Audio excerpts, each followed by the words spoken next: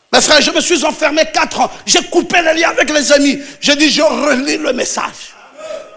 Et je relis la Bible. Maintenant, je voyais les voitures là partout. Je dis, oh, mais c'était là. Oh, mais c'était ici. Oh, mais c'était là dans les brochures.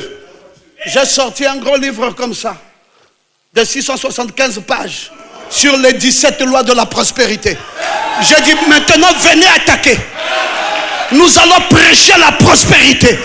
Parce que l'épouse de Jésus, Joseph, le fils de la prospérité, c'est le type même de l'épouse. Non, mes amis, qu'on ne te mente pas, tu dois prospérer à tous égards, comme prospère l'état de ton âme. Et tu dois être en bonne santé. Je croyais que tu t'élèverais et que tu dirais Amen. Donc, mes frères, arrêtez de nous embrouiller. La prospérité là n'est pas seulement pour les pasteurs. La prospérité là c'est pour toute l'église. On doit pousser les croyants. La reine de midi là c'est pas les pasteurs. La reine de midi là c'est toi ma fille. C'est toi ma fille. C'est toi ma fille. C'est toi mon fils. Nous tous, nous devons nous lever avec des grands biens. Et pendant que nous sommes dans ce voyage et que nous entendons la sagesse de Salomon, nous vérifions aussi. Qu'est-ce qu'il y a là-bas?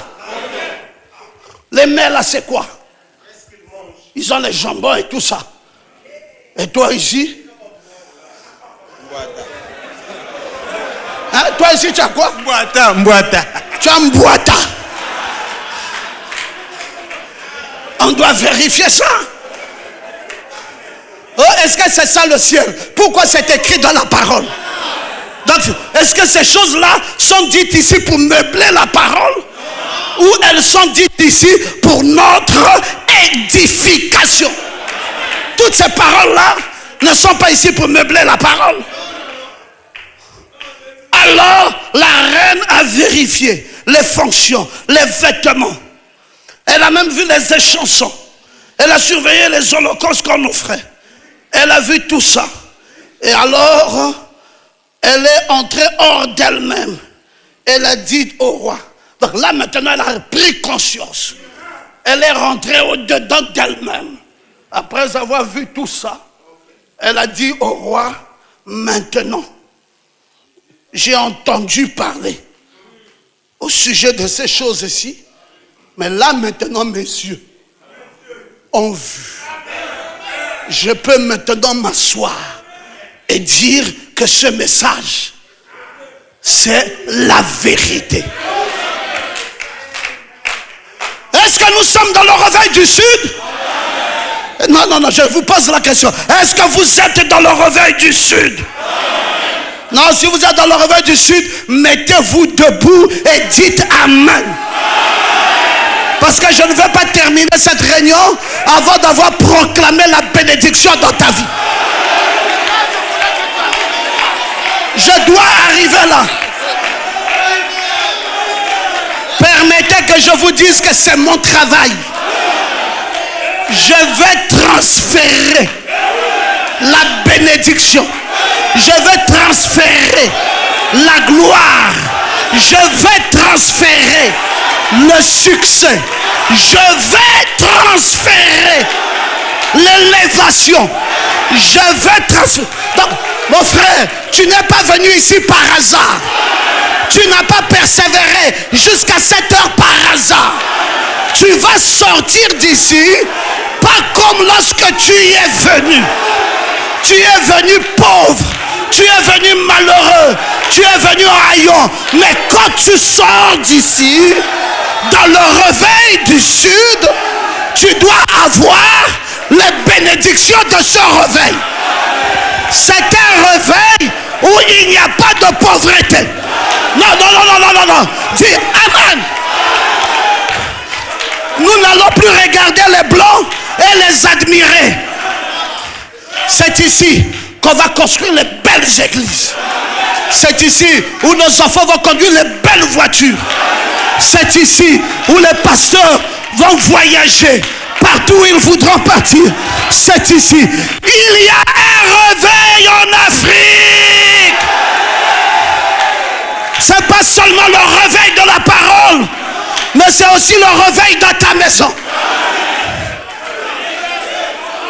Non, permettez que je vous dise que même ta femme, l'amour va augmenter. Parce que l'une des choses aussi qui fait que la sœur est toujours malade, c'est parce que frère, tu es trop pauvre. Ça ne donne pas la joie dans le mariage.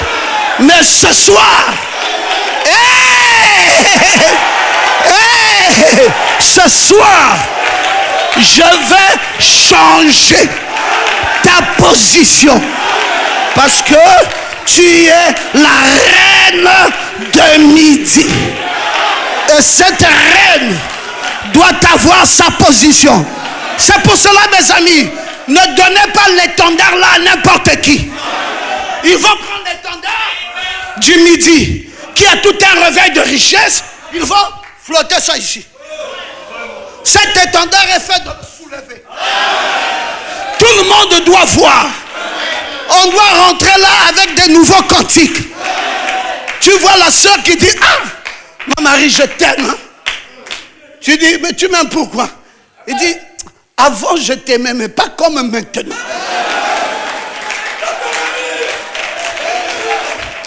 Il dit: mais maintenant, qu'est-ce qui a changé? Il dit: non, je trouve que maintenant, tu es devenu un merveilleux frère. Mais le merveilleux frère là est venu comment? Est-ce que j'ai maintenant plus de Saint-Esprit? Il dit: mon mari, tu ne peux pas comprendre ce qui se passe en moi. Il dit: ah, qu'est-ce qui se passe en toi? Il dit: non, j'ai la joie de vivre. Parce que dans le réveil de midi, si le cantique ne se chante pas, c'est que le réveil là n'est pas encore arrivé. Il doit y avoir un nouveau cantique. Et le cantique des cantiques, où la sœur va chanter de nouvelles mélodies. Et toi, tu vas lui dire que tu es belle, mon ami, que tu es belle. Tes joues sont comme des colombes. Il dit: mais vraiment, le Dieu de Branham, ah, c'est qu'il a fait. C'est maintenant moi qui roule la voiture. Ma fille, ta situation va changer. Nous sommes dans le réveil de midi. Est-ce que je peux t'entendre dire Amen? Vous savez, frère, nous avons écrit tous ces livres-là dans le passé pour montrer aux croyants qu'il y a de nouveaux cantiques qu'on peut chanter. Est-ce que vous croyez dans ces cantiques? Est-ce que vous pensez que votre situation ne sera plus la même? Je dis, cette année ne finit pas. Cette année-ci ne finit pas. Que vous aurez une nouvelle maison. Et vous aurez une nouvelle voiture. Vous allez m'écrire. Vous allez dire: docteur Ngoma, ce que vous avez proclamé, c'est accompli. Et moi, je crois ça. Parce que je ne suis pas n'importe qui. Je suis la Shélomite du Shélomo. Donc Salomon ici, c'est le Shélomo. Et moi, je suis la Shélomite de ce Shélomo. Donc j'ai été soutiré de lui. Je suis à son image. Je suis à sa ressemblance. Oh, je vois que tout le monde est debout maintenant. Je sens que le réveil commence maintenant. Je sens maintenant qu'il y a un nouveau réveil. Je vais te dire que ma fille, tu vas aimer davantage le frère. Parce que la condition du frère, cette condition misérable, Tu sais que il y a même des je t'aime, quand tu dis ça à une soeur, elle s'étonne. Oh, tu sais, je t'aime, hein? Dis, ah. Après, elle bouge la tête. Elle dit, mon Dieu, c'est la malédiction ou quoi? Qui m'a donné un tel mari? Tous les jours, les brochures. Frère Branham m'a dit. Mais on ne voit pas ce que Frère Branham m'a dit là. Ça ne se réalise pas. Je dis qu'à cause de ce réveil, cette condition-là va devoir changer. Je croyais que tu devais. Alléluia. C'est un temps nouveau. Que tu comprennes Dieu ou que tu ne le comprennes pas, tu reçois maintenant même le changement complet de ta vie. Et tu vas savoir que le Dieu de William Branham est une réalité. Et je ne suis pas venu ici à Pointe-Noire pour que ta condition reste la même. Quand je sortais ici hier, il y a un frère qui m'a dit, Docteur Ngoma, regardez la voiture, regardez comment j'ai été béni, parce que vous aviez proclamé la bénédiction dans ma vie. Il y avait des frères ici qui m'ont raconté ça. Ici, là dehors. J'ai eu beaucoup de témoignages. Lui là, il m'a témoigné. Il y a eu beaucoup de gens qui m'ont témoigné. Dit, notre condition n'allait pas.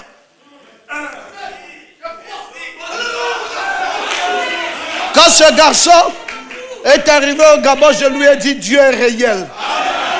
J'ai dit, je vais te montrer les œuvres de Dieu. Oh, je pensais qu'il y avait quelqu'un.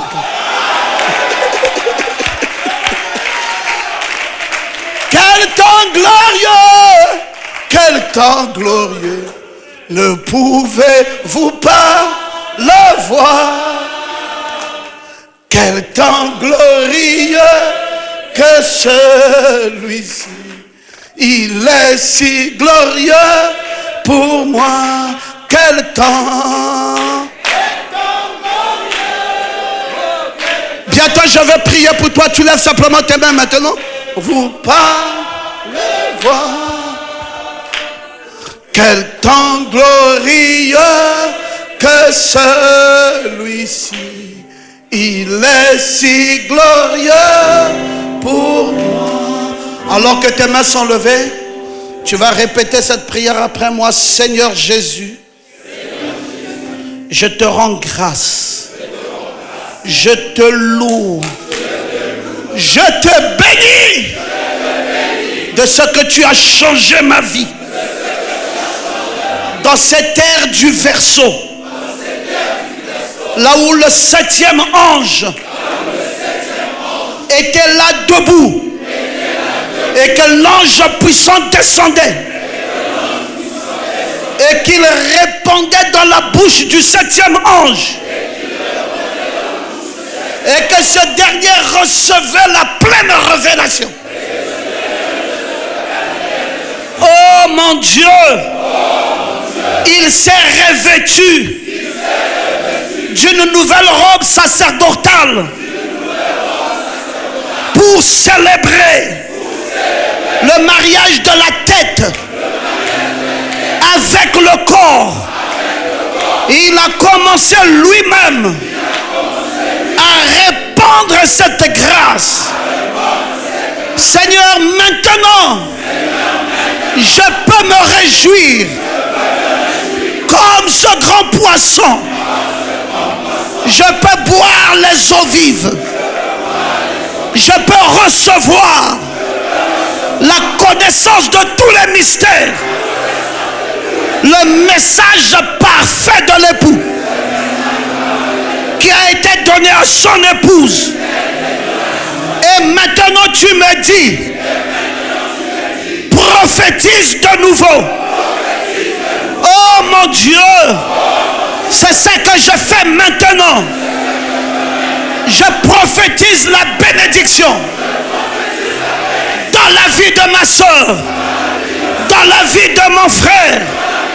Et je dis ceci, je suis la reine de midi Et je me lève avec des grands biens. Je m'en vais écouter la sagesse de Salomon.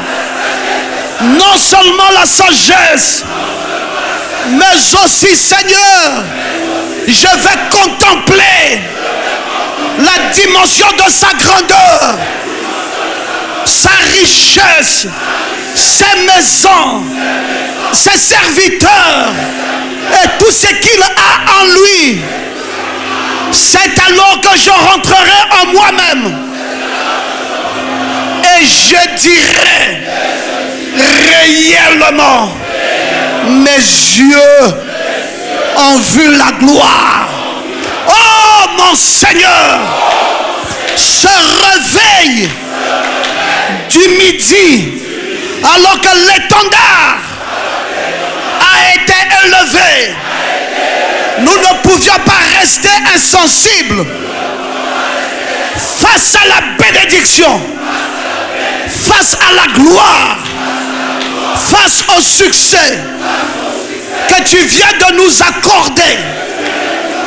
Nous sortons d'ici, Seigneur, en étant totalement changés. Et nous confessons que ce réveil n'est pas national, n'est pas continental, mais il est individuel. Et moi, je suis le réveil de l'étendard du midi. Je suis le réveil de l'étendard du midi. Cet étendard a été hautement élevé, a été agité par le sacrificateur, me montrant que pas seulement le spirituel, mais j'ai 4 bénédictions. Une bénédiction matérielle, une bénédiction spirituelle, une bénédiction financière. Oh mon Dieu, toutes les 4 bénédictions doivent descendre maintenant même dans ma vie. Oui, Jésus, ma vie est changée. Dès ces instants-ci, la maladie s'en est allée de mon corps. Dans le nom de Jésus, je suis guéri, je suis délivré, je suis libéré de toutes les puissances maléfiques qui m'ont attaché pendant beaucoup d'années. Je sors de ces réunions en étant guéri, en étant délivré, en étant libéré dans le nom de Jésus. Et je libère ma vie de la pauvreté, la vie de ma famille de la pauvreté. Et je proclame dans le nom de Jésus le succès dans ma vie. Oh mon Dieu, je suis reconnaissant de ce que tu m'as donné, ce que je n'avais pas reçu. Même la bénédiction physique, tu viens de me l'accorder. Alors que tu m'as accordé la bénédiction matérielle, alors que tu m'as accordé la bénédiction financière, alors que tu m'as accordé la bénédiction spirituelle, j'ai tout reçu ce soir. Je pars d'ici en chantant des nouveaux cantiques. Que tu es belle, mon ami, que tu es belle. Tes yeux sont des colombes. Oh mon Dieu, c'est un nouveau temps. C'est fini avec les critiques. C'est fini avec les jalousies. C'est fini avec Crabus africanus. Maintenant, je n'ai que des chamoiries. Yakanaka. C'est un nouveau temps. trompette a sonné pour notre libération. Je te remercie. Je te glorifie. Je t'exalte pour la fin de ces moments bénis.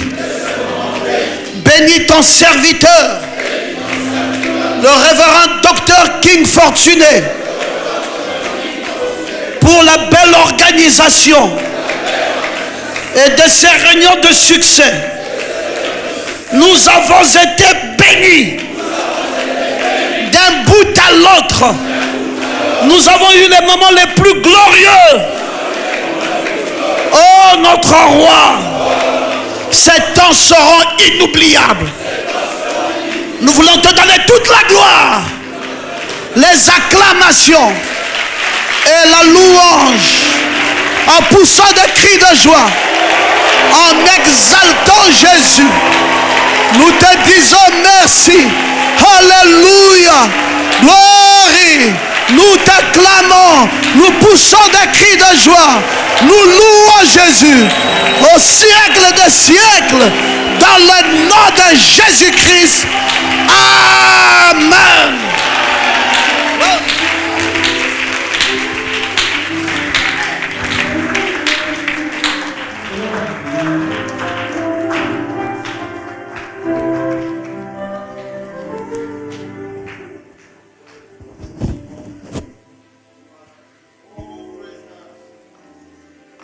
Alléluia.